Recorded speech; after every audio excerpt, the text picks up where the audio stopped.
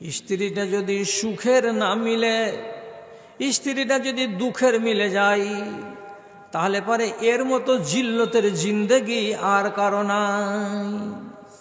স্ত্রী যদি ফরমাবরদার না মিলে, স্ত্রী যদি আপনার কথা মতো চলাচল না করে, যদি আপনার প্রত্যেকটা কথাতে আপনার বিরোধিতা করে, তাহলে এমন স্ত্রীকে নিয়ে জীবনে কোনো দিন সুখী হতে পারবেন না। আপনি আরমান করে বলবেন, ফজরের টাইমে আমাকে এক মগ পানিগুলো গরম করে রাখিও তো, অজু করতে ঠান্ডা লাগছে। স্ত্রী দাঁত ঝাড়া দিয়ে বলছে, পারিবা তো ঠান্ডা পানিতে অজু করো গা, আর না পারবে তো ছেড়ে দাও গা। যদি স্ত্রী এরকম জাগ দিয়ে কথা বলে, মনটাতে ঘা লাগবে না? তরকারি আজ ভালো হয়নি, শুধু শাকসবজি। আপনি আপনার নিজের স্ত্রীকে বলছেন, আরে বাড়িতে তো অনেক মুরগিতে ডিম পাড়ছে, একটা মুরগির ডিমগুলোকে আমলেট করে দেন রে। আপনি আরমান করে বললেন আপনার স্ত্রীকে, একটু আমলেট করে দিবি না রে। তো আপনার স্ত্রী আমলেট করে তো দূরের কথা আপনাকে বলছে, দেখিস মিনসার জিভা কত বড়টে, আর ললিতে ভত্ত 4টা ডিম গালা লিয়ে এসে কেহু কি ভাষা দিল, ডিমের বদলে কি বলল ললিতে, বুঝতে পারলেন তো? তাহলে একে আল্লাহ রাব্বুল আলামিন এমন দ্বিমুখী প্রাণী করেছেন, যার বাড়িতে আছে এইরকম ফরমাবরদার নারী, ওই লোকটা জান্নাতি, মানে জান্নাতের মজা পাবে। কেন যে নবী হাদিসে বলছেন, খায়রু মাতাঈদ দুনিয়া আল মারাতুস সালেহা, দুনিয়ার যত কিছু আছে সবই কিছু আল্লাহর নেয়ামত। এই নেয়ামতগুলোর ভেতরে সবচাইতে মূল্যবান নেয়ামত কোনটা? তো রাসূলুল্লাহ বলছেন, বাড়িতে যদি ফরমাবরদার বিবি থাকে তো সেইটা। জি, আর যদি ওই রকম বিবি থাকে তাহলে পরে আপনি তো গেলেন রসদ তলে। এবার আপনাকে বলি, ইতিহাস লিখছে নবী নূহ তার জীবনে চোখের পানি ঝরিয়েছেন বহুবার। আল্লাহর ভয়ে ঝরিয়েছেন তো ওটা আলাদা কথা, কিন্তু চোখের পানি ঝরাচ্ছেন দুনিয়ার মানুষের কষ্টের জ্বালাই, এটা হলো আলাদা। কে ওটা? আল্লাহর কসম, নবী নূহ এমন একজন নবীর নবী, সারাটা 900 হাজার বছরের জীবনে উনি সুখী হতে পারেননি। কার কারণে? তো নিজের বিবির কারণে।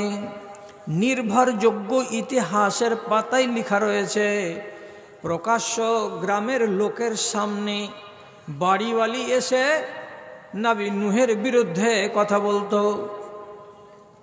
নবী নূহ এক জায়গাতে এলো, 20 মিনিট মানুষগুলোকে দাওয়াতের কথা, আখেরাতের কথা, কিয়ামতের কথা, আল্লাহর কথা শোনালো, বুঝালো, মানুষগুলোর মনটাকে নরম করলো। ঠিক এরকমই টাইমে কোথা থেকে বিবি টান টান টান টান করে হাঁটতে হাঁটতে এসে এই মজলিসে এসে বলছে, এই লোকেরা, তোমরা এতক্ষণ যে লোকটার কথা শুনছিলা, এইটা কে? এর নাম তো নূহ। আর আমি কে তোমরা জানো? বলছে, না জানি না। বলছে, আমি এই লোকটার বাড়িওয়ালি। তারপর প্রশ্ন, তোমরা এই লোকটাকে বেশি চিনো না আমি এই লোকটাকে বেশি চিনি? তোমরা জবাব দাও। লোকেরা বলছে, তুমি বেশি চিনো, তুমি ওকে 3 বার করে খানা খাওয়াও, তুমি রাতের বেলায় তার শয্যার সঙ্গিনী থাকো, তুমি হলে তার বিবি, তুমি তাকে বেশি করে চেনো। আমরা অতটা চিনি না, আমরা অতটা জানি না। যখন পাবলিক বলে যে তুমি বেশি জানো, তুমি বেশি চেনো, তখন এই বিবি 100-150 লোকের সামনে জোর আওয়াজে বলে, খবরদার, যত কথা এখন পর্যন্ত এই মানুষটা বলল তোমাদের সামনেই, আমি তোমাদেরকে দোহাই দিছি আমাদের মাবুদের, এর কথা শুনিও না, এর কথা মানিও না। এ হলো খ্যাপা, এ হলো পাগলা, এ হলো ল্যালহা, এর মাথা ঠিক নাই, এর মগজ ঠিক নাই, এর কথায় তোমরা কেউ পাত্তা দিও না, নিজের নিজের বাড়ি যাও, সময় নষ্ট করিও না। পাবলিক এরা একজন আর একজনকে বলছে, কি কইছে হে? আর একজন বলছে, ঠিকই তো কইছে। আর একজন বলছে, তাহলে কি করবি? এর কথা শুনবি না এর কথা শুনবি? স্ত্রী বলছে শালা পাগলা লেলহা, এর কথা কেউ শুনে? কি আবল তাবল বকলো আর না বকলো, বাড়ি যাও। মজলিসটাকে সুন্দর করে সাজালেন। আর এক টাইমে গান্ধী পড়ে গেলে যেমন খানাটিকে ফেলে দিতে হয়, তেমনি বিবিতে একটা কথা বলে দিয়ে সারাটা মজলিসটাকে উলট পালট করে দিয়ে সব লোককে তাড়িয়ে দেয়। কাঁদেন হযরতে নূহ আলাইহিসসালাম, আল্লাহ এইরকম বিবি আমার কপালে তুমি জুটিয়েছ, নিস্তার নেই। আল্লাহ তাআলা কোরআনে এই দুটা নবীর কথা বলেছেন। এই বেচারির ঘে দুজনের কপাল ভালো, আর এই দুজনের স্ত্রী হলো বদনসিব। একটা ইনি, আর আরেকটা নবী হলেন কে, তিনের নাম হলো লূত আলাইহিসসালাম। এই লূতের নবীর যুগে চরিত্র কি ছিল মানুষের? এরা বেটি ছেলের অতটা ধার ধারত না। এইরা এমন পাপিষ্ট জাতি যে ছেলেতে ছেলেতে পুরুষে পুরুষে এরা সমমৈথুন করত, করে নিজের সেক্সকে মিটাতো। এটা সবচাইতে নোংরা এবং নাপাক কাজ। নবী হুদ সাত ভাষাতে কোরআন মাজিদে ডেকে বলেছেন, হাউলা এ বানাতি, এ লোকেরা তোমরা ছেলেতে ছেলেতে এমন কুকাজ কেন করছো? পুরুষে পুরুষে তোমরা সমমৈথুন কেন করছো? এটা জীবেরাও করে না, এটা প্রাণীরাও করে না। এই যে দেখছো আমার ডানে আর বামে, এগুলো আমার মেয়ে। মেয়ে বলতে নিজের মেয়েকেও বুঝাই, আর মেয়ে বলতে ভাইয়ের মেয়েকেও বুঝাই, আর মেয়ে বলতে টোলার যারা যারা মেয়ে সম্পর্কের তাদেরকেও বুঝাই। তিনি বলতে চাইলেন এগুলো হলো আমার মেয়ে, এই মেয়েগুলোকে তোমরা বিয়ে করো আর বাড়ি নিয়ে যাও বিবি বানিয়ে, এবং তাদের সঙ্গে তোমরা শারীরিক সম্পর্ক কায়েম করো। তাহলে তোমার মনের তৃষ্ণাটাও মিটবে এবং তোমার বংশ বিস্তার হবে, এতে লাভ আছে। আর বেটা ছেলে যদি তোমরা এমন করে সমমৈথুন করো, এটা হলো নোংরামি কাজ, এতে বংশ বিস্তার হবে না, এটা পাপ হবে, এটা পাপ হবে। কোনো লোক শুনতো না। একবারের জ্যান্ত ঘটনা, 4-5টা ফেরেশতা এলেন আসমান থেকে সমীক্ষা চালাতে। এই গ্রাম এই গ্রাম এই গ্রাম, এই লূত নবীর এলাকাতে যতটি গ্রাম আছে সমস্ত গ্রামের হালাত কি আছে। ঘরে বসে আছেন নবী লূতের বৈঠকখানায়, আলোচনা হচ্ছে, প্ল্যান তৈরি হচ্ছে কি করা যাবে। কথাবার্তা চলাকালীন নবী লূতের স্ত্রী বৈঠকে উঁকি মেরে যদি দেখছে তো সব 16 থেকে 18 বছর 20 বছরের নওজোয়ান, মোচ বের হয়নি, দাড়ি বের হয়নি, সুন্দর সুন্দর চেহারার লোক। অ্যাকচুয়ালি এরা মানুষ নয়, এরা ফেরেশতা। এসেছে নবীর সঙ্গে মশওয়ারা করতে। নবীর স্ত্রী দেখে নিল, আর নিয়ে সাথে সাথে বাড়ি থেকে বেরিয়ে মহল্লাতে গিয়ে বলছে, আরে অমুক, আরে কোনঠে আছিস রে? আরে অমুক, কোথায় গেলি রে? সুবর্ণ সুযোগ রে, সুবর্ণ সুযোগ রে, তোরা যা খোঁজ করিস তাই আমার বাড়িতে এসে হাজির। দৌড়ে আয়, দৌড়ে আয়। আমার বাড়িতে 4-5টা এমন সুন্দর যুবক বেটা ছেলে এসেছে যাদের চেহারা দেখতে গেলে চোখ ফিরাতে পারা যাবে না, এত সুন্দর। আমার স্বামীর সাথে কথা বলছে, আয় তাড়াতাড়ি করে আয়। ডাকছে কি কাজের জন্য? মন্দ কাজের জন্য। এটা কে? নবীর স্ত্রী। যে নবী কোরআনের আয়াত পড়ে বলছে যে তোমরা পশুদের মতো আচরণ করছো, যে আচরণ জীবনে কেউ করেনি, এ থেকে যদি নিজেকে না বাঁচাও তো হালাক হয়ে যাবা। আর সেই নবীর স্ত্রী গ্রামের যুবকদেরকে ডাকতে গেছে লুকিয়ে, যে তোরা আয় আমার বাড়িতে, দেখ কত সুন্দর ব্যবস্থা।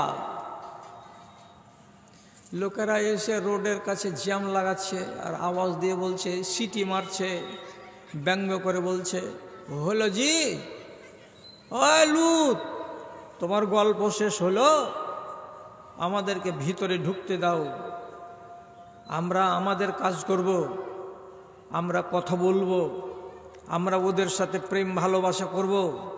ওয়ালা আয়াযু বিল্লাহ, আমরা ওই যুবকগুলোর সঙ্গে শারীরিক সম্পর্ক করব। নবী লূত মুখে যেমন কোনো ছাই পড়ে যায় মানুষের, যেমন কালো হয়ে যায় লজ্জাতে, তেমনি নবী লূতের চেহারা একবারে কালো হয়ে গেল। মালিক, আজকে যদি এই মেহমান কটাকে আমি এই জালিমদের হাত থেকে বাঁচাতে না পারি, তাহলে আমার ইজ্জত বলে কিছু থাকবে না। ভাবছেন মুখকে শুকিয়ে দিয়ে, আল্লাহর ফেরেশতারা বলছেন, চিন্তা করতে হবে না, একটু ফন্দি ফিকির করতে হবে না, আপনি চুপচাপ বসে থাকুন। আমরা যে কথা বলতে এসেছি আপনার সামনে, চেহারাগুলো দেখে মানুষের মতো মনে হয় বটে, কিন্তু আমরা মানুষ নই, আমরা হলাম ফেরেশতা। আমরা 5 জন 6 জন 7 জন মিলে লড়াই করব না। আমরা যদি 6 জন বসে থাকি আর একজন যদি আমরা হাতটাকে চালাই, তো বাইরে যতজন লোকগুলো আছে এগুলোকে শিয়াল কুকুরের মতো পায়ের তলায় পিষে মেরে দেব এক নিমেষের ভেতরে। আমাদেরকে কষ্ট লাগবে না, আর ওরা আমাদেরকে কিঞ্চিত পরিমাণে আঘাত করতে পারবে না, কারণ যে আমরা হলাম জাতিতে আল্লাহর ফেরেশতা। নবী আশ্বস্ত হলেন। তারপরে ফেরেশতারা ওখান থেকে নিমেষে গায়েব হয়ে গেলেন। অর্ডার হয়ে গেল, কি করতে হবে? এদেরকে ধূলিসাৎ করে দিতে হবে।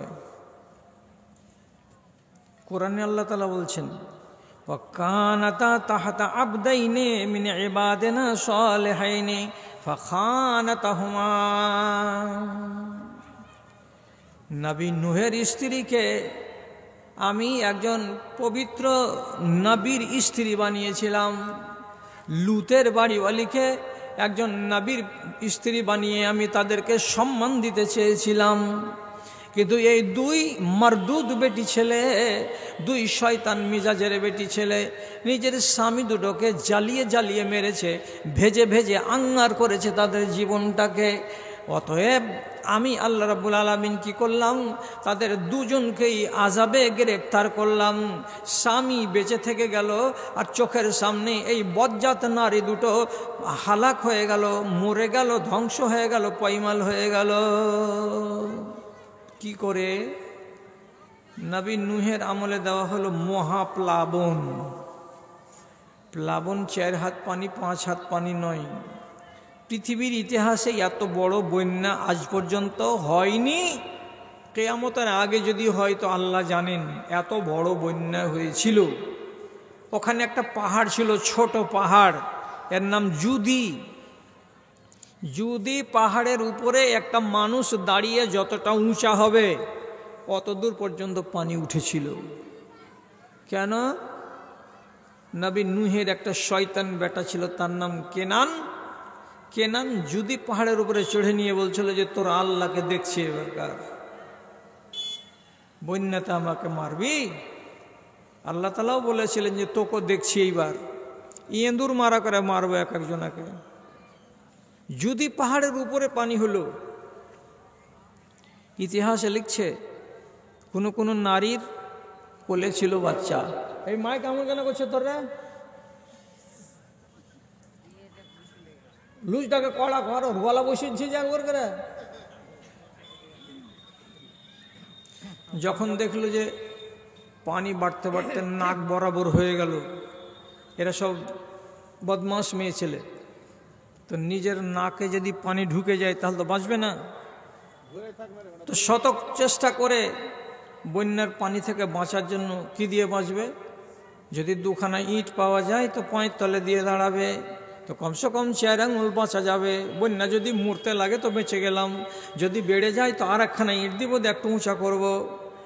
বাঁচার জন্য মানুষ তদবির করে। পাহাড়ের উপরে এমনও মেয়ে ছেলে ছিল যাদের কোলে বাচ্চা ছিল, এরা নবী নূহকে মানেনি। আযাব যখন তাদেরকে ঘেরল বন্যার, তখন বন্যার পানি যখন বাড়তে বাড়তে নাক বরাবর হয়ে গেল, বাঁচবার তাগিদে কোলের বাচ্চাকে পায়ের তলায় রেখে দিয়ে বাচ্চার পিঠের উপরে দাঁড়িয়ে মায়েরা 4 ইঞ্চি 4 আঙুল উপর দিকে নাকটাকে জাগিয়েছে, তবুও তাদেরকে আল্লাহ তাআলা রেহাই দেননি। ডুবে মরেছে ওই বজ্জাত মেয়ে ছেলে। আর এর উপরে আল্লাহ কোরআনে বলছেন, ও আমতারনা আলাইহিম হিজারাতান, আল্লাহর ফরিস্তাদেরকে অর্ডার করলেন আল্লাহ তাআলা, ফরিস্তারা এই এলাকাটার উপরে তোমরা আসমান থেকে পাথর বর্ষণ শুরু করে দাও। চুনা চুনা মাটি, লাল লাল পাথরে পাথরে মাটি, কাঁকুরে কাঁকুরে মাটি বর্ষাতে শুরু করে দাও। 300 গ্রাম, 250 গ্রাম, 500 গ্রাম, 600 গ্রাম ওজনের এরকম সাইজের ঢেল পাথর টুকরা টুকরা হয়ে বর্ষিতে লাগলো। কতটা বর্ষিল, জমিনটা নিচু দিকে ধসে গেল এবং ওইখানে পাথর বর্ষে একেবারে পলি পড়তে মাথার উপরে 30 হাত 40 হাত করে মাটি হয়ে গেল। এমন করে নিচে আল্লাহ রাব্বুল আলামিন তাদেরকে ভরে দিলেন যাতে জীবনে কোনোদিন তাদের নামগন্ধ না পাওয়া যায়। তাহলে দুটো স্ত্রীকে নিয়ে দুনিয়ার দুটো মানুষ কেঁদেছে। এবার আপনি বলুন, এই দুটো মানুষের মুখ থেকে কি এটা দুয়া বেরিয়েছিল না বেরোয়নি? আল্লাহ, তুমি আমাকে এমন পড়োশি দিও না যে পড়োশি আমাকে জ্বালিয়ে খাই, এমন স্ত্রী দিও না যে স্ত্রীটা আমার মোচ দাড়ি চুলকে টাইম হওয়ার আগে পাকিয়ে দেয়। আয় আল্লাহ, এমন ছেলে তুমি দিও না যে ছেলেটা আমাকে গোলাম বানিয়ে দেয়। এই দুয়াটাই ওরা করতে চেয়েছিল। কেন যে তাদের দুজনেরই স্ত্রী তাদেরকে চিন্তায় ফেলে দিয়েছিল, দুঃখে ফেলে দিয়েছিল, বেদনায় ফেলে দিয়েছিল, দিয়ে তাদের সুখকে কেড়ে নিয়েছিল। স্ত্রী যদি ওদের মতো হয়ে যায়, একটাও চুল 40 বছরের আগে পর্যন্ত আপনি আর পাকা দেখতে পাবেন না, সব কাইসার বোন হয়ে যাবে। কিসের ঠেলায়? বাড়িওয়ালির ঠেলায়। লবণ নাই, মিঠা ভাষায় বলো, লবণ নাই জি, লবণ নিয়ে আসিও তো। এদিকে বাসন আছড়াবে, গিলাস আছড়াবে, থালি আছড়াবে, আর ওই ভাষা, হারামির বাড়িতে এসে জীবনে সুখ পাইন না। আজ হলদি আছে তো মরিচ নাই, কাল মরিচ আছে তো পেঁয়াজ নাই, আর পেঁয়াজ আছে তো রসুন নাই, এখন রাঁধিতে বসে সে তো একটুও লবণ নাই, কোনঠে যাই ও গাঁঠার বাড়ি ছেড়ে আমি এখন। এটা কি ঠিক হলো? এটা তো ঠিক স্ত্রীর পরিচয় নয়। স্ত্রীর পরিচয় হলো কি, অভাব হতে গেলে স্বামীকে বলতে হবে তোমার কাজ হলো কম করা, আর পুরুষের কাজ হলো বেশি করা। তোমার কাজ হলো শেষ করা, আর তোমার পুরুষের কাজ হলো এনে ঢেরি লাগা। তুমি শুধু বলবা যে বাজার যেছ একটা লবণের প্যাকেট আনিও, তাহলে তো হয়ে গেল। তো তুমি কোন 14 মানে বেটি ছেলে যে রান্না করতে বসে তোমার লবণ শেষ হয়ে গেল, তখন তুমি ঝাঁ ঝাঁ ঝাঁ ঝাঁ করে নিজের স্বামীটাকে গাল পাচ্ছ? তোমার নিজের দোষ গেল না? একগুলো নেচার খারাপ আছে জি। এই জন্য রাসূলুল্লাহ বলছেন এই দোয়া করো, আর আল্লাহ রাব্বুল আলামিন বলছেন চাও তো আল্লাহর কাছে এইরকম বিবি চাও। দুটা পোড়া কপালের লোক যাদের কথা এখনো বলিনি, দুটা পুরা কপাল নারীর কথা আপনাকে বললাম, আর ওদের পুরুষ দুটা হলো কি ভাগ্যবান। এবার দুটা পুরুষের নাম বলছি, এদের কপাল পুরা, আর এদের স্ত্রীটা হলো ভাগ্যবতী। উল্টা, একটার নাম আসিয়া, ফেরাউনের স্ত্রী, স্ত্রী জান্নাতি আর স্বামী পাকা জাহান্নামী। অথচ ওর চোখের সামনে, ফেরাউনের সামনে এমন দৃশ্য ফুটে উঠেছে যে স্ত্রীর কথা মতো চলে নিজের কপালটাকে ভালো করে নিতে পারত এবং স্ত্রীর সঙ্গী হয়ে জান্নাতের ভাগীদার হতে পারত। কিন্তু আল্লাহ তাআলা ওকে এমন মার দিয়েছে যে ওর আক্কেলের তালা খুলেনি। হেদায়েতের রাস্তা ছিল। কিন্তু আমি বলছি আপনাকে, শুনেন, ফিরআউনের স্ত্রী যখন কাঠের বাক্সতে বাচ্চাকে পেল, বাচ্চাটা কে? তো মূসা। বাচ্চাটাকে যখন আঙনাতে নিয়ে এসে মেয়ে ছেলে পিলে গোলমাল গোলমাল করছে, তখন ফিরআউন আড়াল থেকে শুনতে পেয়ে বলছে, কি হয়েছে রে? তো খবর গেল যে একটা বেটা ছেলে পাওয়া গেছে। দৌড়ে ফিরআউন এসে বলছে, চাকুলিয়ায় জবে করতে হবে। কেন? যে এই বছর আমাকে গণকদারেরা বলেছে যে একটা পুত্র সন্তান জন্মাবে এই দেশের মাটিতে, যে ছেলেটা আমার রাজত্ব কেড়ে নেবে। অতএব বেটা ছেলেকে একটা বাঁচিয়ে রাখবো না, হাজার হাজার জবে করা হলো, আর আজকে একটা হাতে এসেছে, চাকুলিয়ায়, আর ছেলেটাকে দে, আর গলায় ছুরি চালিয়ে দেবো, দিয়ে ওকে শেষ করে দেবো। লম্বা ঘটনা আছে, অতটুকু আমার দরকার নেই। ফিরআউনের স্ত্রী নিজের স্বামীকে ডেকে বলছে, কুররাতু আইনিন লি লা তাকতুলুহু।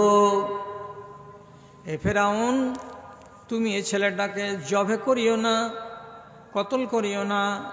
এই বাচ্চাটা যদি বেঁচে থাকে তাহলে আমার চোখটাকে ঠান্ডা করবে, তোমার চোখটাকে ঠান্ডা করবে, এবং আগামী দিনে এই ছেলেটা আমাদের অনেক কাজ দেবে, এবং হতে পারে এই ছেলেটাকে আমরা বেটা বানিয়ে নিব, ছেলে বানিয়ে নিব। কেন? যে তোমার আমার নসিবে আল্লাহ রাব্বুল আলামিন ছেলে দেয়নি, আমরা দুজনই হলাম বন্ধা। তো যারা ছেলে পায় না তাদের কাছে ছেলের স্বাদ কত, আরমান কত, ওকে জিজ্ঞেস করিয়েন। জি, ওকে জিজ্ঞেস করিয়েন। তো যে 8-10টা ছেলে পেয়েছে ও ছেলের ঠেলাতে কাঁদছে, আর যে মোটেই ছেলে পায়নি তো পায়নি তার জন্য কাঁদছে।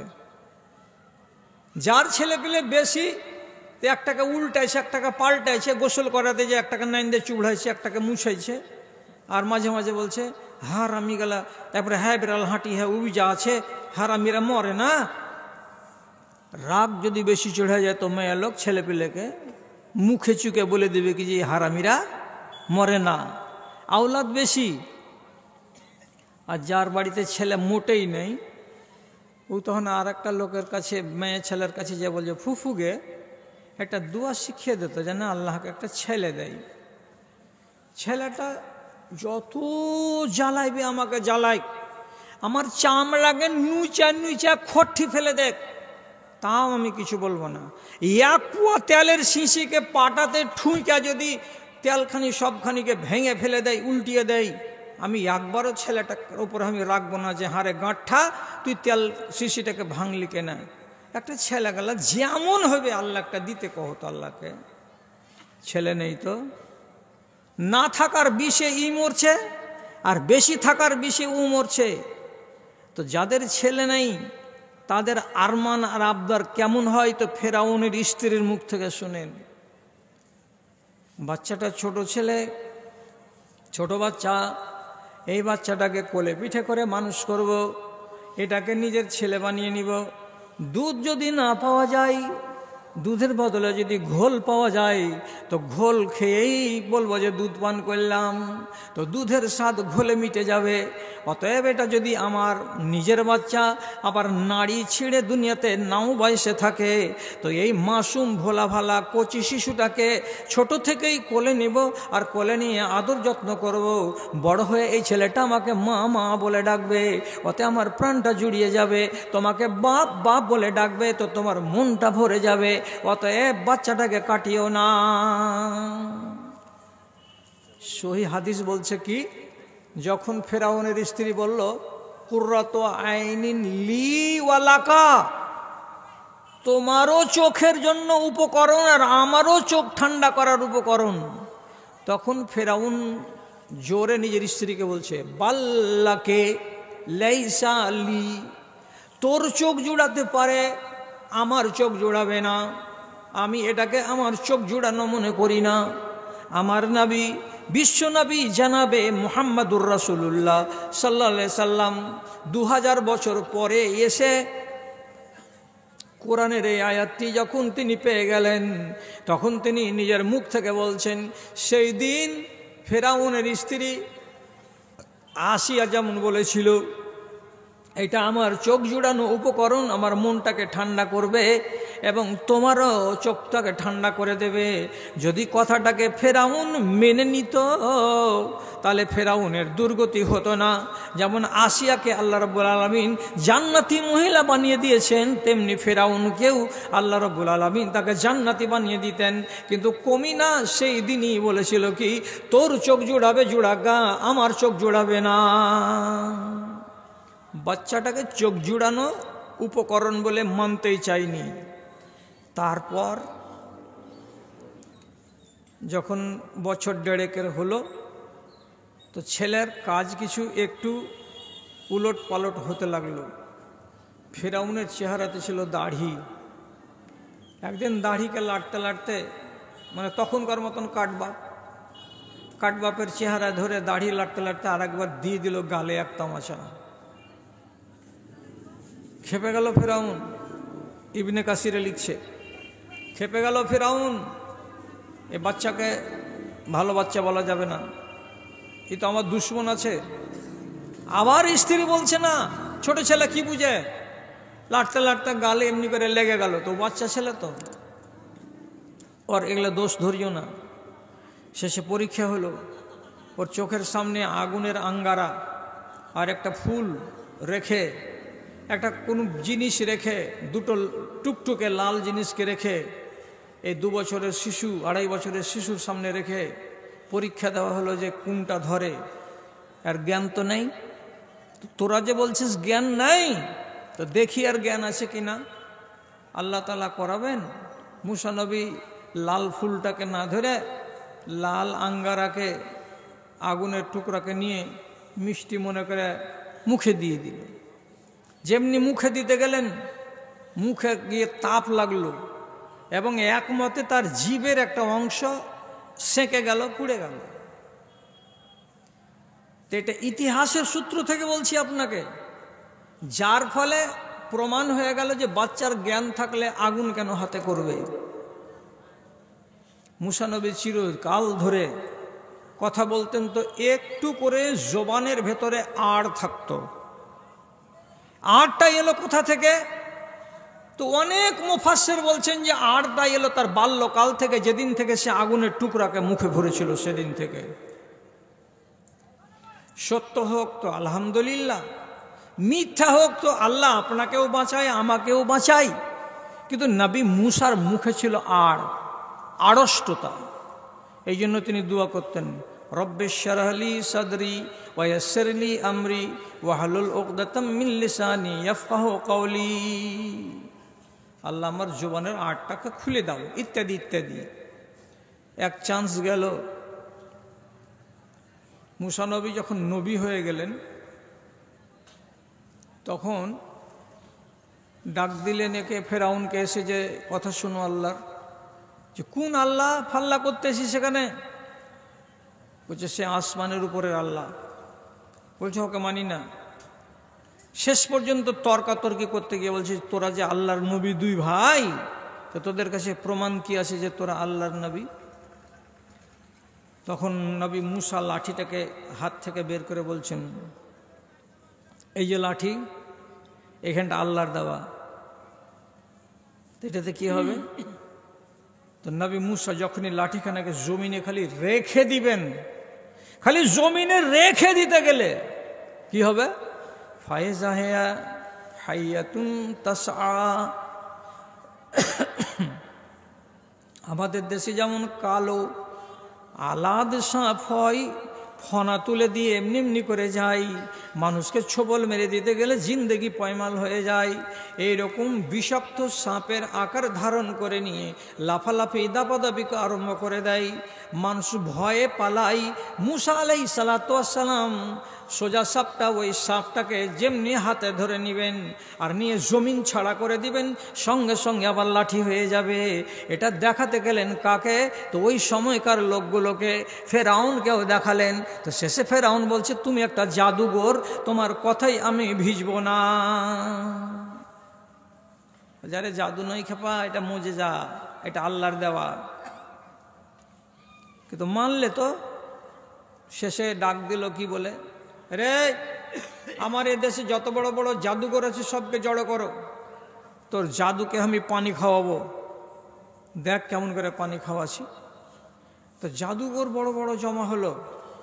তো জমা হওয়ার পরে ফেরাউনের দরবারে এসে অনেক আলোচনার শেষে বলা হলো যে এবার তোমরা তোমাদের জাদু ফেলো, দেখাও, না আমি দেখাবো।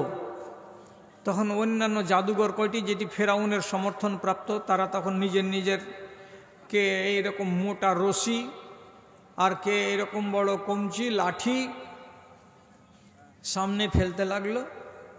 মজলিস ভর্তি লোকের সামনে এরকম মোটা মোটা সাপ শুধু এইগুলোতে ঘুরে বেড়ায়। মুসা আলাইহিস সালাতু ওয়াস সালাম বলছে, বাপরে, 10 জন জাদুঘরের 10টা সাপ আগাদিকে ফনা তুলে তুলে ঘুরছে। হযরত মুসা আলাইহিস সালাতু ওয়াস সালাম এবার নিজের লাঠিখানাকে ছেড়ে দিলেন। আর যেমনি লাঠিখানাকে ছেড়ে দেওয়া, এই সাপ গিলা তো দূরের কথা, ফেরাউনের দরবারের প্রথম তালার নিচু সিঁড়িতে একটা মুখ আর উপর তালাতে আর একটা মুখ লাগিয়ে দিয়ে বলছে, এখন সম্পূর্ণটাকে নিজের পেটের ভেতরে গিলে নিব। আর এতটা পাওয়ার আমাকে আল্লাহ তাআলা দিয়েছে, সামনে যতটি সাপ ছোট আর বড় চলছিল সব কটা সাপকে নিমেষের ভেতরে গিলে পেটের ভেতরে করে নিয়েছে, আর একটাও সাপ বাইরে বেরিয়ে নাই।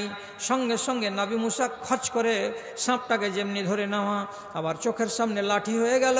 এটা সাপ নয়, একটা রাখাল যেমন লাঠি নিয়ে থাকে ওই রকম একটা লাঠি।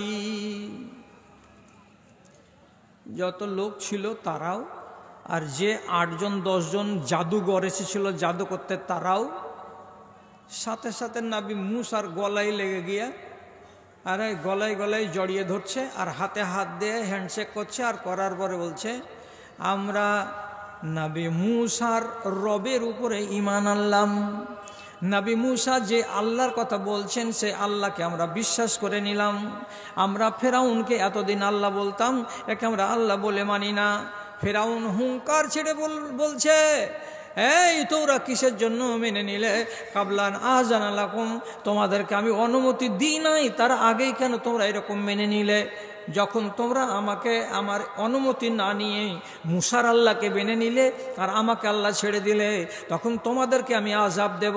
উল্টা করে করে পা কাটবো, উল্টা করে করে হাত কাটবো, এবং তোমাদেরকে দিবালোকে শুলিতে চড়িয়ে তোমাদেরকে আযাব দেওয়া হবে। তখন তোমরা ঢং ধরবে যে কেমন ঠেলা। এরা বলছে মরতে প্রস্তুত আছি, আমরা পরোয়া করি না, কেন যে হক চলে এসেছে আমাদের সামনে।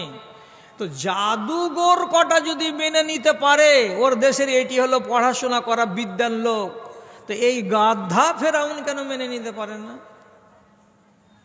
ওর চোখে এখনো জাল পড়ে আছে।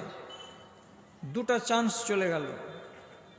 3 নম্বর চান্স, মুসা নবী ফেরাউনের সেনাবাহিনীর চাপ থামতে না পেরে 10,000 বানি ইসরায়েলীদেরকে নিয়ে নীল নদী পার হয়ে উপরে চলে যাচ্ছিলেন পরিত্রাণ পাওয়ার আশায়।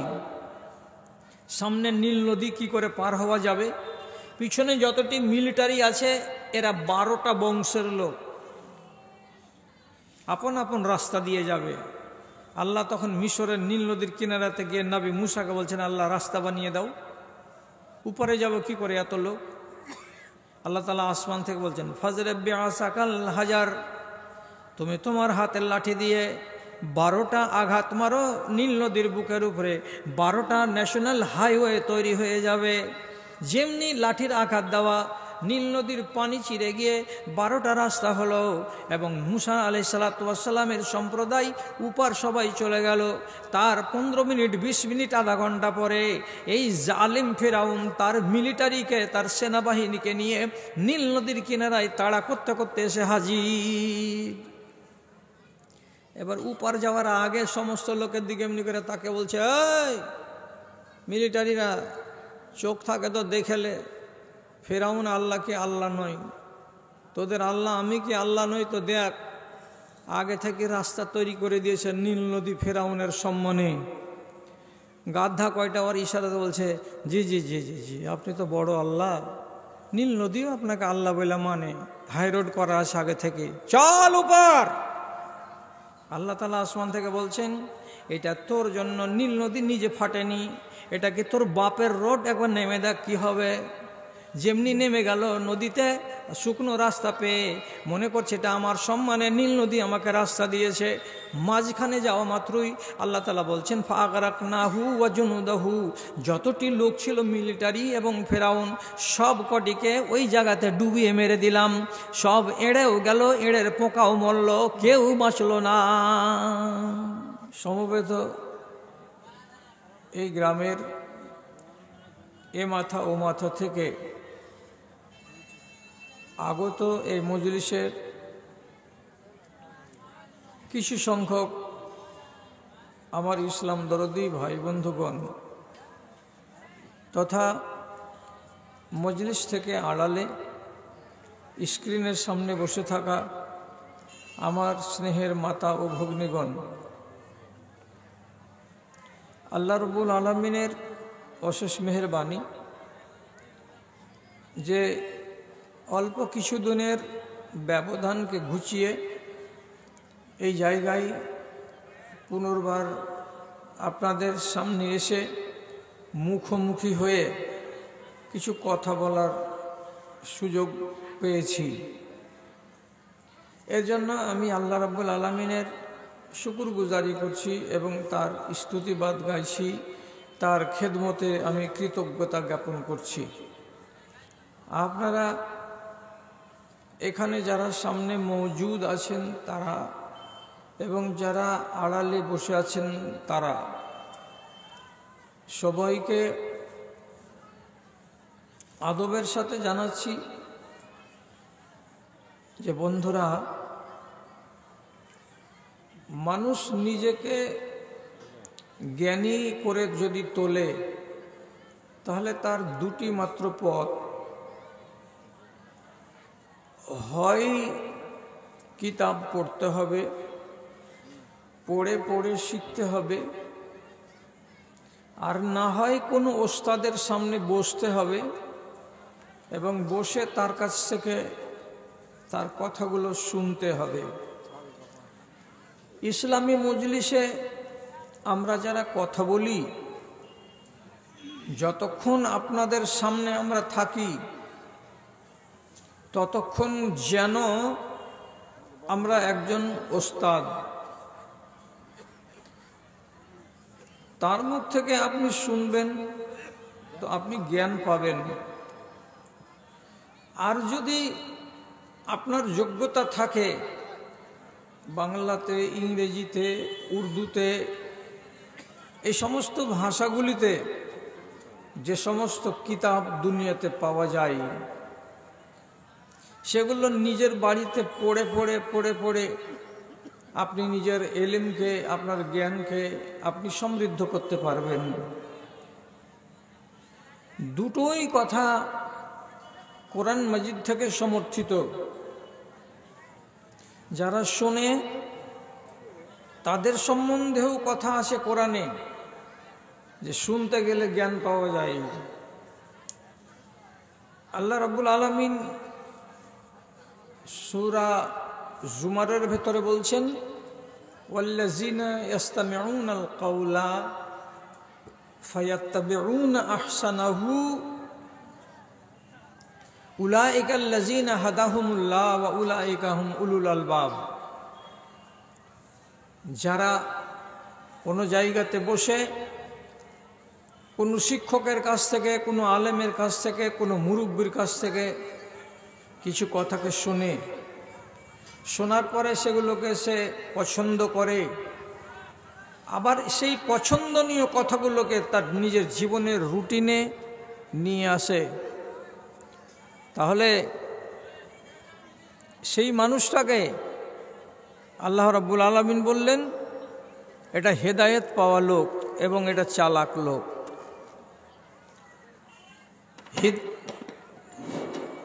হিদায়েত পাওয়ার মানে আপনার অন্তরে আলো এসেছে।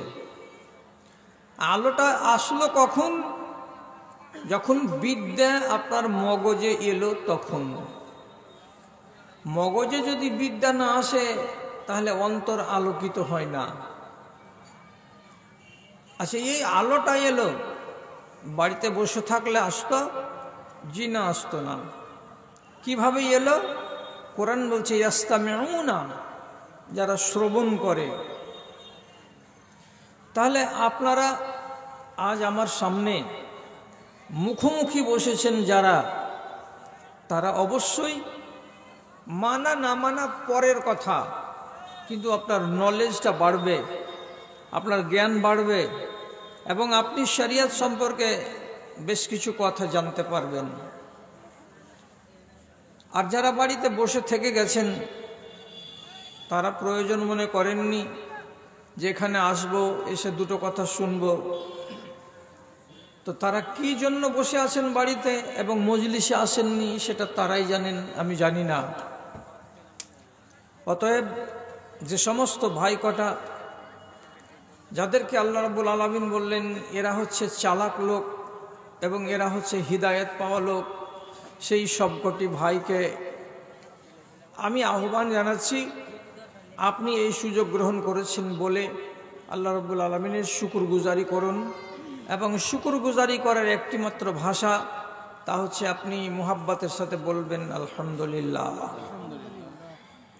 তারপরে তার আখিরি রাসূল রহমতুল্লিল আলামিন, বিপ্লবী জননেতা জনাবে মুহাম্মাদুর রাসূলুল্লাহ সাল্লাল্লাহু আলাইহি ওয়াসাল্লামের উপর শত সহস্র দরুদ ও সালাম নাজিল হোক। আল্লাহুম্মা সাল্লি আলাইহি আল্লাহুম্মা বারিক আলাইহি। বিরাদরান ইসলাম, আপনাদেরকে খুব বড় বিষয় নিয়ে আলোচনা শোনাতে যাচ্ছি না। প্রথমত, রাতটা অত্যন্ত ঠান্ডা, কনকনে। আর দ্বিতীয় কথা হলো যে জনসংখ্যাটা সন্তোষজনক নয়, কাজে বড় বিষয়বস্তু নিয়ে 12টা পর্যন্ত চালাবো এরকম মনে ইচ্ছে নেই। আপনাকে কটা জ্ঞানের কথা বলছি, আমার দিকে একটু লক্ষ্য করুন। কোরআন মাজিদে আল্লাহ রাব্বুল আলামিন আপনাকে, আমাকে, সারা দুনিয়ার মানুষকে বিভিন্ন দুয়ার তালিম দিয়েছেন। রিজিক বাড়বে কিসে? তার দোয়া আছে। আপনার গুনাহ মাফ হবে কিসে? তার দোয়া আছে।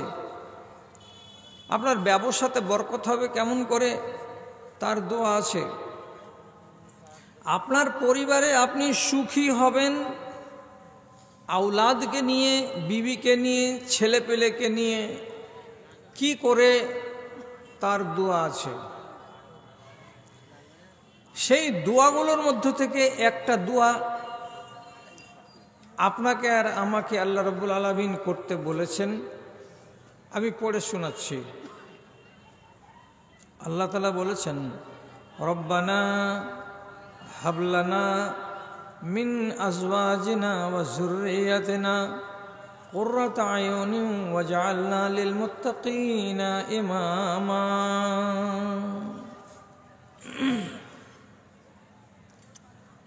এখানে কি চাইলেন? বলছে, আল্লাহ তুমি আমাদেরকে এমন বিবি দান করো,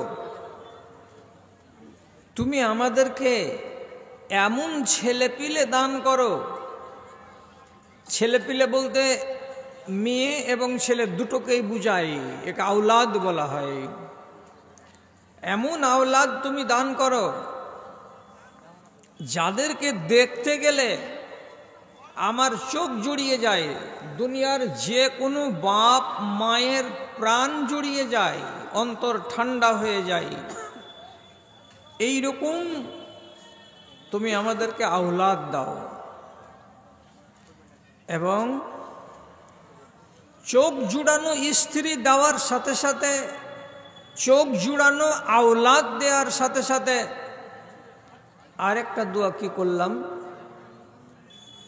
এই ছেলেগুলোকে, মেয়েগুলোকে এবং এই রকম স্ত্রীগুলোকে গোটা পাড়ার জন্য তুমি কি করো? তাদের নেতৃস্থানীয় মানুষ যেমন সম্মানী হয়, ঠিক সেই রকমই তাদেরকে তুমি সম্মানের পাত্র করে দাও।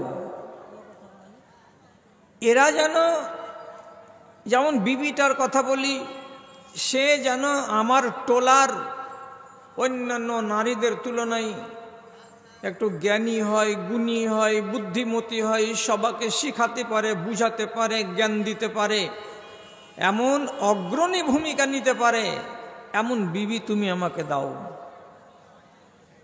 আর ছেলেগুলো দাও তো অন্যান্য বাড়িতে যেগুলো ছেলেপিলে আছে তাদের তুলনায় আমার বাড়ির ছেলেগুলো মেয়েগুলো যেন আদর্শবান হয়, তারা যেন শিষ্টাচার প্রেমী হয়, তাদের ভেতরে যেন দিনদারি থাকে, তারা যেন মডেল বাচ্চা হয়, তারাকে দেখতে গেলে মানুষ যেন বলে আল্লাহ কত ভালো ছেলে আর কত ভালো মেয়ে এই মানুষটার কপালে তুমি দিয়েছো। এইরকম কপাল কয়জনের আছে যে এত মিষ্টি আওলাদ তুমি তাকে দান করেছো? তাহলে আপনাকে আমাকে এই দুয়া চাইতে বলা হলো। প্রথম হবে কি, আপনার চোখ জুড়াবে। আর দ্বিতীয় গুণ হবে কি, আপনার গ্রামের জন্য, আপনার টোলার জন্য তারা হবে কি পেশোয়া, তারা হবে অগ্রণী। তার কাছ থেকে অন্য নারীরা শিখবে, অন্য ছেলেরা শিক্ষা নিবে। হ্যাঁ, আপনি যদি আমাকে জিজ্ঞেস করেন, আমাকে আল্লাহ তুমি এমন বাড়িওয়ালি দাও যেন সমস্ত গ্রামবাসীর মেয়েদের তুলনায় আমার স্ত্রী কি হয়, একটু অগ্রণী ভূমিকা নিতে পারে, তো কি অগ্রণী ভূমিকা নিবে, কি করে তাদের আগে থাকবে, তাদের পেশোয়া হতে পারে, তাদের ইমাম হতে পারে। তাহলে আপনাকে যদি উদাহরণ দিয়ে বুঝাই, আপনি বলতে পারবেন ঠিকঠাক এই গ্রামের কতটি মেয়ে ছেলে বলতে পারবে যে দিনে আর রাতে ফরজ এবং সুন্নাত মিলিয়ে কত রাকাত নামাজ পড়তে হয়? দেখা গেল যে 60টা মহিলা পারলো, 40টা মহিলা পারলো না। এটা অবাক করার কথা নয়। আজকালকার জামানাতে নমাজ উঠে গেছে, তো শতকরা 40টা 30টা করে মহিলা এই টোলাতে পাওয়া যাবে যারা নমাজ কয় ওয়াক্তের, কয় রাকাত, কতটি সুন্নাত, কতটি নফল কিছু জানে না। আপনার স্ত্রী যদি কোনো একদিন বিকাল বেলায় নিজের বাড়িতে অথবা পড়োশির বাড়িতে গিয়ে বসে খালি একবার বলতে পারে যে রোজিনার মা, তুমি আর তোমার যা, তোমার দুটো বেটি আমার সামনে এসো, দিয়ে যদি দাঁড়িয়ে দাঁড়িয়ে তাকে 5 ওয়াক্তের নমাজের রাকাত সংখ্যাটা আজ শিখিয়ে দেয়, তারপরের দিন যদি 12 রাকাত সুন্নতে মুআক্কাদা শিখিয়ে দেয়, আর এই জ্ঞান যদি আপনার স্ত্রীকে থাকে, তাহলে আপনি বলুন যে আপনার স্ত্রীটা অন্যান্য মেয়েদের তুলনায় ইমাম কি না? আপনি এইরকম স্ত্রী আল্লাহর কাছে চান? আমি খুব জোর দিয়ে বলছি, এই সাহেবনগর গ্রামে কটা মহিলা আছে যে এই বাড়িটাতে একটা মেয়ে তো মারা গেল, একটা মেয়ে ছেলেকে গোসল দেওয়াতে হবে, তো গোসল দেওয়ার পদ্ধতি কটা মেয়ে ছেলে ঠিক করে বলতে পারবে? এই মহিলার কোনখান থেকে কাজ আরম্ভ করতে হয়, গোসলের আগে অজু করাতে হয়, অজু করার আগে কি করতে হয়, পানিটা শরীরে ঢালতে গেলে কোন দিক থেকে ঢালতে হয়, কয়বার করে ঢালতে হয়, এ কথাগুলো কজন নারী জানে?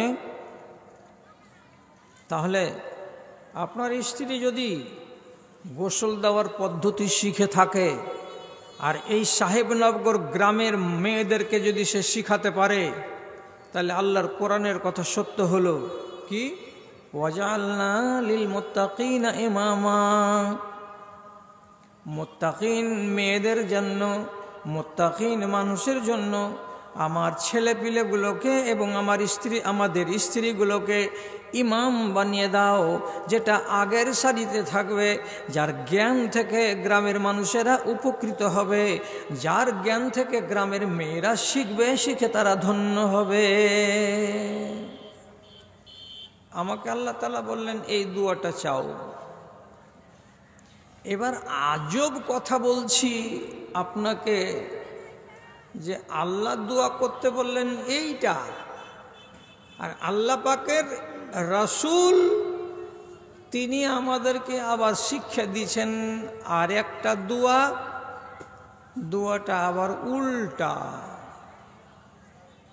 কি দোয়াটা শিখাচ্ছেন রাসূল, কি শিখাচ্ছেন আমাকে? তাহলে এটা তো বলবোই, কিন্তু রাসূলুল্লাহর দোয়াটাকে আগে আপনি খেয়াল করুন যে তিনি কি বলছেন। তিনি বলছেন, আল্লাহুম্মা ইন্নী আউযু বিকা মিন জারি সুয়ে ওয়া মিন যাওজিন ইউশাইয়িবুনি ক্বাবলাল মাশিবে ওয়া মিন ওয়ালাদিন ইয়াকুনু লি রাব্বা। কি মানে? আল্লাহকে আপনি বলছেন, আমি বলছি, আয় আল্লাহ, আমি তোমার কাছে পানাহ চাইছি এমন পড়োশী থেকে, যেই পড়োশীটা আমাকে জ্বালিয়ে খায়, পুড়িয়ে খায়, যেই পড়োশীটার জ্বালাই আমি শান্তিতে থাকতে পারি না, যেই পড়োশীটা আমার জমিকে দাবিয়ে নেয়, আমার গাছের ফল পেড়ে নেয়, আমার গাছের ডাল কেটে দেয়, আমার জমির পাশে জমি আছে বলে সে আল কেটে দেয়, দাবিয়ে হাল চালিয়ে দেয়, বিভিন্ন রকম করে আমাকে জ্বালাই পুড়াই, এই রকম পড়োশীর হাত থেকে আমি তোমার কাছে পানাহ চাইছি মালিক। একটা হলো। 2 নম্বর দোয়া করতে বলছেন আল্লাহ নবী কি, হে আল্লাহ, আমি তোমার কাছে এমন বিবি থেকে পানাহ চাইছি, যেই বিবিটা আমার চুল দাড়ি মোচ পাকার সময় হয়নি, তার আগেই আমার চুল আর দাড়িকে পাকিয়ে দেয়। কেমন কথা হলো? আমার চুল পাকার বয়স হয়নি, আমার দাড়ি পাকার এখনো বয়স হয়নি, কিন্তু আমার চুল আমার দাড়ি ওয়াকালে পেকে গেল। কার জ্বালাই? তো স্ত্রীর জ্বালাই। তুমি আল্লাহ এরকম স্ত্রী আমাকে দিও না। তাহলে স্ত্রী কি চুল পাকাতে পারে? স্ত্রী কি দাড়ি পাকাতে পারে? 2 মিনিট পরে আপনাকে বলছি। এটা একটা দোয়া করলেন, আর তারপরে আপনি দোয়া করছেন কি বলে, হে আল্লাহ, তুমি আমাকে এমন ছেলে দিও না যে ছেলেগুলোকে আঙুল ধরে ধরে আমি চলতে শিখালাম এবং তার কষ্টকে সব হজম করে তাকে বড় করলাম, লালন পালন করলাম, স্কুলে পড়ালাম, মাদ্রাসাতে পড়ালাম, পড়িয়ে যখন ছেলেটা সাবালক হলো, তখন এই ছেলেটা কি হলো, সে আমার মালিক হয়ে গেল এবং আমি তার চাকর হয়ে গেলাম, সে আমার হাকিম হয়ে গেল এবং আমি তার মাহকুম হয়ে গেলাম, সে আমার মুনিব হয়ে গেল, আমি তার অধীনস্থ হয়ে গেলাম। বেটা মালিক হয়ে গেল, যেমনি সাবালক হলো, আর আমাকে গোলাম বানিয়ে দিল। বেটাই সব কিছুরই মালিকানাটা নিজের হাতে নিয়ে নিল, আর আমাকে বলছে তোর কোন বুদ্ধি জ্ঞান আছে যে তুই এগুলো করে বেড়াচ্ছিস? খবরদার, টপ টপ করবি না, কোনো কাজে মুরল্লি করতে যাবি না, আগ বাড়িয়ে মাতব্বরি করবি না, সে সংসারের কাজ হোক বা আর কোনো কাজ হোক, যা করব সব আমি করব, তোকে এগুলো দেখতে হবে না। এমন পর্যন্ত কি আপনার বাড়ির ফসল কিছু বেশি হয়ে গেছে, আপনি বিক্রি করবেন, তো একটা খরিদ্দারকে পেয়ে যদি আপনি বলেন, ও ভাই আপনি খেসারি কত করে নেবেন, আপনাকে ভালো দাম বলল, এই 50,000 টাকা, 5,000 টাকা কুইন্টাল, আপনি ডেকে নিলেন, যে আমার বাড়িতে কিছু খেসারি আছে, আমি বিক্রি করব, আসো। আপনি আপনার গৃহস্থালির মঙ্গল চাইছেন বলে ডেকে আনলেন লোকটাকে। এবার এই লোকটাকে দেখে ছেলে জিজ্ঞেস করে বলছে, এই কী জন্য এসছো? তো বলছে তোমার আব্বা ডাকলো। কেন? তো বলছে তোমাদের নাকি খেসারি আছে, বিক্রি করবে তোমার বাবা। এবার ছেলে ঝাঁপিয়ে পড়লো বাপের উপরে, কে তোকে পাইট করলে? কি জন্য তুই পণ্ডিতি করতে গেলি? তুই দামের কি বুঝিস? তুই বাজার কি বুঝিস? পাকুড়ের বাজারে কত করে চলছে তুই জানিস? ধুলিয়ানের মার্কেটে কত করে চলছে এখন তুই জানিস? তুই না বুঝিস না, না জানিস না, তুই নিজে এই লোকটাকে কেন ডাকলি? তোকে মুরলি করতে কে বললো? বাপকে উঁচা নিচা করে যথেষ্ট হারে শুনিয়ে দিল। বাপ হয়ে গেল লাচার। তো এই জায়গাটাতে দেখে মনে হচ্ছে যে বাপ মালিক নয়, মালিকটাকে এই ছেলেটা। যে জমি থেকে ফসলটা উৎপন্ন হয়েছে এই জমিটা কার? তো দেখে মনে হচ্ছে এটা বাপের নয়, এটা কার? এই ছেলেটার। তাহলে বাপের সম্পত্তিতে এমনভাবে বাপের উপরে দখলদারি করবে যে বাপকে ইজ্জত বেইজ্জত বলে কিছু ভাববে না, তাকে মজবুর করে, তাকে একবারে কাচু কুচু করে বাড়িতে বসিয়ে রাখবে। তোর কাজ হলো শুধু খাওয়া আর চৌরাহাতে গিয়ে বিকেলবেলায় একটা করে চা খাওয়া আর ঘোরা, তোকে বেশি পণ্ডিতি করতে হবে না। এই ছেলে নিয়ে আপনি সুখী হতে পারবেন। এই জন্য রাসূলুল্লাহ কি বলছেন? আপনি দোয়া করুন। কি বলে?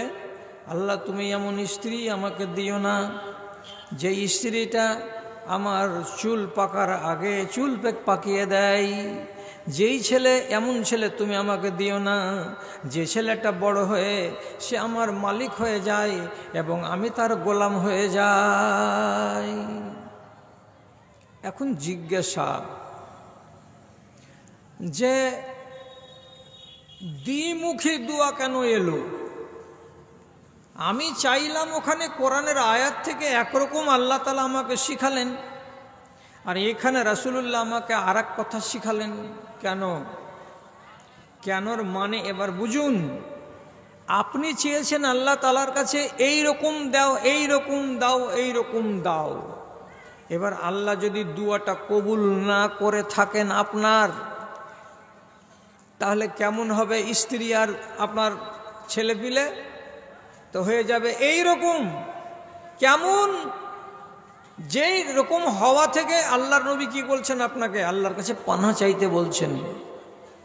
তো হবে তো দুটা, হয় এরকম স্ত্রী হবে আর ছেলে পিলে হবে, আর না হয় এইরকম স্ত্রী হবে আর ছেলে পিলে হবে। অতএব আপনাকে আল্লাহ রাব্বুল আলামিনের কাছে দুটাই চাইতে হবে, দুটোই দোয়া করতে হবে আপনাকে। আল্লাহ তুমি আমাকে, আমার বাল বাচ্চাকে, আমার স্ত্রীগুলোকে আমার চোখ জুড়ানো উপকরণ বানিয়ে দাও। আল্লাহ যদি দিলেন তো আলহামদুলিল্লাহ, আর যদি না দিলেন তাহলে আপনি এবার আল্লাহ তাআলার নবীর কথা শুনে এটা দোয়া করুন। কি বলে? যে আল্লাহ এইরকম স্ত্রী আমাকে দিও না, এইরকম ছেলে আমাকে দিও না যারা আমার ওয়াকালে চুল পাকিয়ে দেবে, আর যে ছেলে আমাকে গোলাম বানিয়ে দেবে। তাহলে দুটোই দোয়া নিজের জায়গাতে সঠিক এবং সহি হয়ে গেল। এবার বলি আপনাকে, স্ত্রী যদি আপনার চুল পাকাতে পারে আর কথাটা আপনাকে বিশ্বাস লাগে না, তাহলে একটা কথা বুঝাতে পারবো আপনাকে, আশা করি আপনার বুঝতে কষ্ট হবে না। রাসূলুল্লাহ নিজের পাক জবানে বলছেন, শাইয়াবাতনিল হুদ ওয়াল মুরসালাত ওয়াল ওয়াকিআত ওয়াল হাদিদ। আমার কালো কালো দাড়িগুলোকে, কালো কালো চুলগুলোকে সাদা বানিয়ে দিল কে? তো নবীজি বলছেন 5টা সূরা আমার চুলগুলোকে সাদা করে দিল, আমার দাড়িগুলোকে পাকিয়ে দিতে শুরু করলো। কোন 5টা সূরা? সূরা হুদ, সূরা মুরসালাত, সূরা হাদিদ, সূরা ওয়াকিয়া। এই যে কোরআন মাজিদের নাম করলাম সূরাগুলো, তো রাসূলুল্লাহ নিজে বলছেন এই সূরাগুলো আমার মাথার চুল পাকিয়ে দিল, আমার চেহারার দাড়িকে পাকিয়ে দিল। রাসূলের কি দাড়ি পেকেছিল? নির্ভরযোগ্য ইতিহাসের ভিতরে পাওয়া যাচ্ছে আল্লাহ পাকের নবীর চেহারায় তাই দাড়িগুলোর ভিতরে 19টা দাড়ি পাকা ছিল। তো ছিল কিনা পাকা? দাড়ি পরে এসেছে, পেকে গেল কটা? তো 19টা। আর চুল এসেছে আগে, জন্মের দিন। অতএব সেই তুলনায় হিসাব করলে নবীজির মাথাতে 3-19 নয়, 4-19 নয়, শত শত চুল দেখা যাবে বা গেছে, যেগুলো পেকে গেছে। তো রাসূলুল্লাহ নিজে বলছেন যে আমার মাথার চুল এবং আমার দাড়ি কে পাকালো? তো বলছে এই 5টা সূরাতে পাকালো। সূরাটিতে কি আছে? তো খেয়াল করেন কথার দিকে। এই 5টা সূরাকে যদি একসঙ্গে মূল্যায়ন করা যায় তো কি আছে 5টা সূরায়?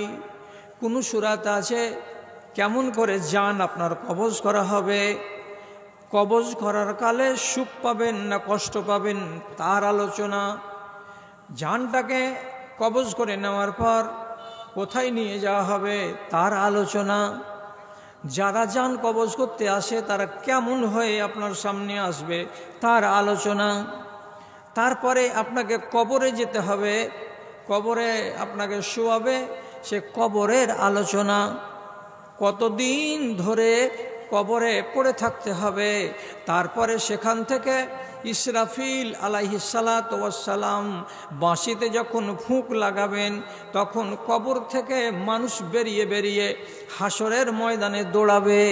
তো সেই কবর থেকে বেরিয়ে দৌড়ানোর কথা লেখা আছে।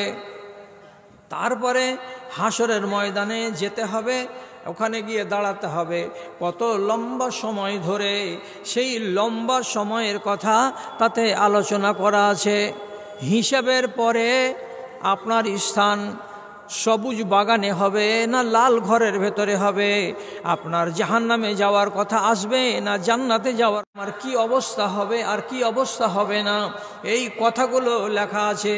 তাহলে একসঙ্গে মগজের ভেতরে যদি এতগুলো কঠিন কঠিন কথা একসঙ্গে জমা লাগাই তাহলে মগজটা ভারী হবে কি হবে না আপনি নিজে চিন্তা করে বলুন তো।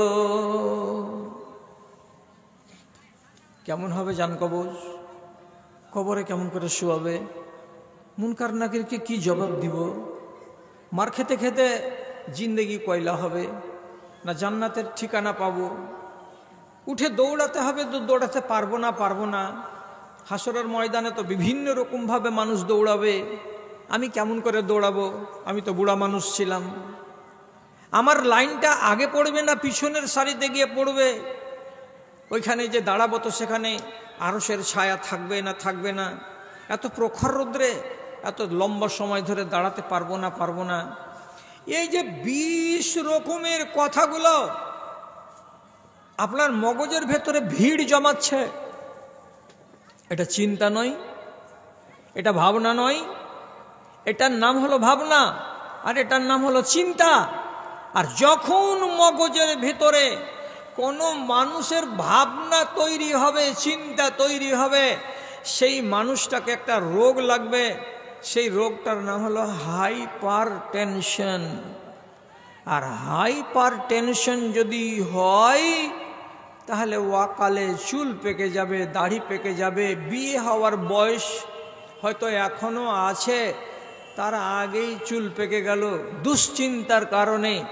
আর তার সাথে সাথে প্রেশার বেড়ে যাবে, তার সাথে সাথে তার কিডনি দুর্বল হয়ে যাবে, হার্ট কমজোর হয়ে যাবে, একাধিক রোগ মানুষটাকে ধরে নেবে যদি দুশ্চিন্তা চেপে যায়। তাহলে আপনি বলুন, কোরআনের সূরা যদি রাসূলুল্লাহর চুল পাকাতে পারে এটা বিশ্বাস লাগে আপনাকে, তো তাহলে একজন বাড়ির স্ত্রী তার বাড়ির মানুষটার তার মালিকটার চুল পাকাতে পারবে না, এটা অবিশ্বাস কেন আপনাকে লাগে? কেন লাগে? কি করে চুল পাকাবে? পাকাক তো। জি, তো এই বেকুফের বেটা নীল নদীর কিনারায় দাঁড়িয়ে যদি একবার আক্কেলে এমনি করে একটু হুড়কি মারত, তো তাহলে বুঝতে পারত যে এ রাস্তা তো আমার করা নয়। আর মুসা নবীকে তাড়া দিচ্ছি, তো এক্ষুনি তো এটা দিয়ে গেল, তো নিশ্চয়ই মুসা নবী বরহক, আর তারই কারণেই এ রাস্তাটা হয়েছে। যদি এই কথাটা মগজে উঠে যেত তো উঠার সুযোগটা ছিল, কিন্তু আল্লাহ রাব্বুল আলামিন ওর মগজের তালা খুললেন না। ও অন্য ধান্দাতে নেমে গেল, ডুবতে শুরু করলো। যখন ডুবতে আরম্ভ করে দিয়েছে, পানি নাকে আর মুখ দিয়ে যে পেটে যখন ঢোল হতে শুরু করেছে, তখন দেখলো ব্যাপার তো খারাপ। তখন ডুবতে ডুবতে আসমানের দিকে মুখ করে বলছে, রিজাইন দিয়ে দিলাম যে আল্লাহ, আজ থেকে আমি আর আল্লাহ নই। হবে রিজাইন কেন দিচ্ছি? তাই এখনো আল্লাহ বল নিজেকে, ওই যে আল্লাহ আজ থেকে আমি নই। যত মিলিটারি আছো তোমরা সবাই শোনো, আমি আল্লাহ থেকে নিজেকে বরখাস্ত করে নিলাম, আমি আল্লাহ নই। আর দেওয়ার পরে বলছে, আমান্ত বিল্লাজি আমানাত বিহি বানু ইসরাইল, আমি ওই আল্লাহর উপরে ঈমান আনছি যেই আল্লাহর উপরে বানি ইসরাইলেরা ঈমান এনেছে। তার মানে কি এক আল্লাহ এবার আসমানের আল্লাহর উপর ঈমান আনতে গেছে। এটা কোথাকার আল্লাহ? তো মিশরের গান্ডু আল্লাহ। আচ্ছা, ওই আল্লাহর উপর ঈমান আনছি। এখন কি আর মরবার কালের শরবত খেলে হবে? চলে গেল চট্টিগুদাম। তো অভাগা পুরুষ আর স্ত্রীটা আবার ভাগ্যবতী। এই ফেরাউনের স্ত্রীকে আল্লাহ রাব্বুল আলামিন তার দুয়া মঞ্জুর করেছেন, করে আসমানে কোথায় তাকে জান্নাত দেওয়া হবে সেই জান্নাতের নমুনা তার চোখের সামনে আল্লাহর ফেরেশতারা ধরে নিয়েছিলেন। কেন যে তিনি মরবার কালে যখন বুকের উপরে পাথর চাপা দিয়ে দিয়েছিল ফেরাউনের জল্লাদেরা, বল ফেরাউনকে আল্লাহ বল, তখনই বলেছিল, রব্বিবনিলি ইনদাকা বাইতান ফিল জান্নাতে ওয়া নাজ্জিনি মিন কওমি ফিরআউনা ওয়া আমালিহি ওয়া নাজ্জিনি মিনাল কওমিজ জালিমিন। আল্লাহ, তুমি তোমার কাছে আমার জন্য একটা ঘর নির্মাণ করিও, জুলুম সহ্য হয় না। পাথরের বোঝা একটা নারী জাতির সিনার উপরে 4খান 5খান, হাতের উপরে, পায়ের উপরে, বুকের উপরে, পেটের উপরে চাপিয়ে দিয়ে এরা আমাকে কবুল করাচ্ছে যে ফেরাউন আল্লাহ, কিন্তু আমি সহ্য করতে পারি না। কতক্ষণ সবুর করো মালিক জানি না। যখন মরে যাব আল্লাহ তোমার কাছে এখন আমার জন্য ঘর নির্মাণ করে রাখিও। রব্বে করিম তার মরার আগেই জান্নাতের ঠিকানা তাকে দেখিয়ে দিয়ে বলছেন, আসিয়া একটু সবুর কর, জানটা চলে গেলেই এই ঘরে তোর ঠিকানা। বদনসিব স্বামীর ভাগ্যবতী স্ত্রী। আর একটা অভাগা হলো রাসূলুল্লাহর চাচা আবু তালেব। আবু তালেব ওর স্ত্রীর নাম ফাতেমা আল আসাদিয়া। একই বাড়িতে স্বামী স্ত্রীর বাস, আর স্বামীটা চাচা বাপের ভূমিকা পালন করছেন লম্বা সময় ধরে নবীজির, অথচ নবীজিকে বিশ্বাস করতে পারছে না। আর ওর স্ত্রী ফাতেমা আল আসাদিয়া, ওর যে পেটের বাচ্চা আছে আরও 3টা, এদের সাথে সাথে এই ছেলেটাকে, অর্থাৎ দেওর বেটা, কে? দেওর বেটা। নবী মুহাম্মদ সাল্লাল্লাহু আলাইহি সাল্লাম হলেন দেওর বেটা। জাফরকে যেমন খেতে দেয় পাতে যতটি ভাত, অতটি ভাত দেন কাকে? তো নবী মুহাম্মদ সাল্লাল্লাহু আলাইহি সাল্লামকে। এই একটা রুটি যদি দিয়ে থাকেন জাফর নিজের বেটাকে, তো একটা রুটি দিয়ে থাকেন কাকে? তো নবীজিকে। আকিল নিজের বেটা, তাকে যদি 1 চামচ তরকারি দিয়ে থাকেন, তো নবী মুহাম্মদ ভাতিজা হলো দেওরের বেটা, তো তাকেও 1 চামচ দিয়েছেন। এটা কথা নয় যে তুই তো হলি ভাতিজা বা দেওরের বেটা, আর এগুলো হতো আমার নিজের ছেলে, আমার ছেলেটাকে বেশি দিব আর তোকে আমি একটু কম করে দিব। তো দো নজরই জীবনে কোনো দিন করেননি।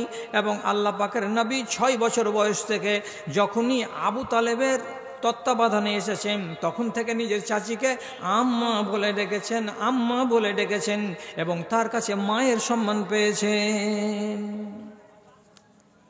তাহলে এই নারী এতটাই তৌহিদবাদী হলো যে হিজরতের 5ম বর্ষে ইন্তেকাল করলো।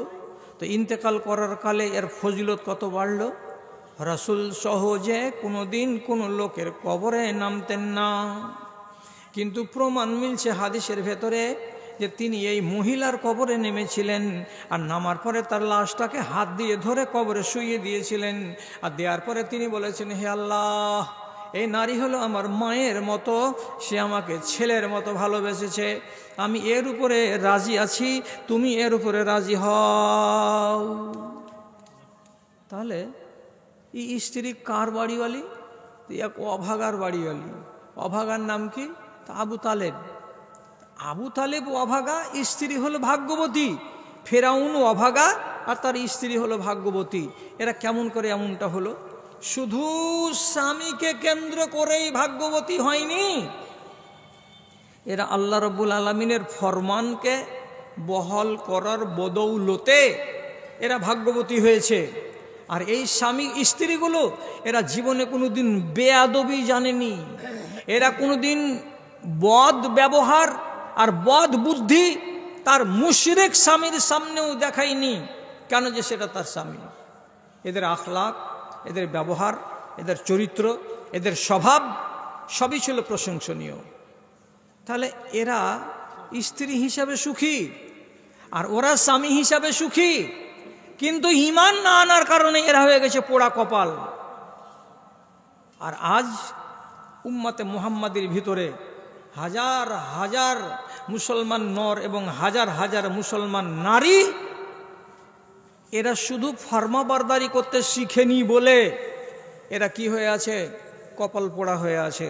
আল্লাহ আমাকে মাপ দিও, একটা দুটা বেটি ছেলে দেশে নাই, একটা দুটা মা এ দেশে নাই যারা মরে যেতে গেলে মরার পরে স্বামীর নাফরমানির কারণেই তাকে জাহান্নামে যেতে হবে। একটা স্ত্রী লোকের জান্নাত পাওয়ার জন্য নাম্বার 1 যেটা শর্ত, সেটা হলো কি? তার স্বামীকে রাজি রাখা। নমাজ, রোজা, হজ, জাকাত করে যদি পাহাড় বানিয়ে দেয় নেকির, আর আবার পুরুষটা যদি কি থাকে? তার উপরে নারাজ থাকে, বেকার, সব বেকার, সব বেকার, কোনো কাজ দিবে না। এই জন্য ওইখানে এমনও দোয়া করা হয়েছে যে আল্লাহ, তুমি আমাকে এমন স্ত্রী দিও যে যেই স্ত্রীটা আমাকে কি করবে? আমার দিনের কাজে আমাকে মদত করবে আর আমার দুনিয়ার কাজে আমাকে মদত করবে। আল্লাহ এমন বিবি আমাকে দাও। তার মানে কি? সাংসারিক জীবনেও আপনাকে মদত করবে আপনার স্ত্রী, আর ইবাদতের ক্ষেত্রে ধর্মের বিষয়েও আপনাকে সাহায্য করবে কে? আপনার স্ত্রী। এমন আপনি স্ত্রী আল্লাহ তাআলার কাছে চান। দুনিয়ার কাজে কেমন করে মদত করতে পারবে? আপনি বলেন তো যে দুনিয়ার কাজে আপনাকে কেন করে মদত করবে? আপনি যদি খেসারির মারার পরে যে পালাটা আছে খেড়ের আর যে পুয়ালের, এই পালাটা আপনি দিবেন তো এমন জায়গাতে দিচ্ছেন যে ওইখান দিয়ে গলির পানি নামবে। তো পুয়ালের পালাটা আর খেসারির কাইটার যে ঢেরিটা লাগালেন তো বরবাদ হবে। আপনার স্ত্রী আপনাকে এসে বলছে, হাজি তোমার বুদ্ধি নেই নাকি? কেন রে? তো বলছে, তুমি এইখানে কেন পালা দিছ? এক বসলা আচ্ছা এক পশলা যদি বৃষ্টি হয় তো পানিখানি এদিক দিয়ে যাবে না এদিক দিয়ে যাবে? বলছে এদিক দিয়ে যাবে। এদিক দিয়ে যেতে গেলে পালাটা নষ্ট হবে না? হবে না? বলছি হ্যাঁ রে, কোন দিকে দিব তাহলে? বলছে এখানে দাও। ভুট্টার ফল ছুটিয়ে এলেছে, নাড়াগুলোকে নিয়ে ঢেরি লাগাইছে।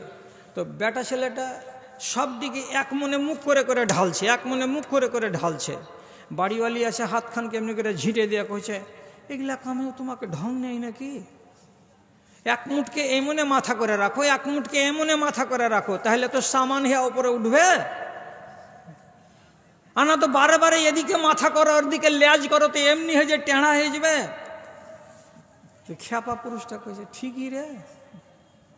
এগুলা হলো দুনিয়ার কাজে মদত করা। আর দিনের কাজেও মদত করবে।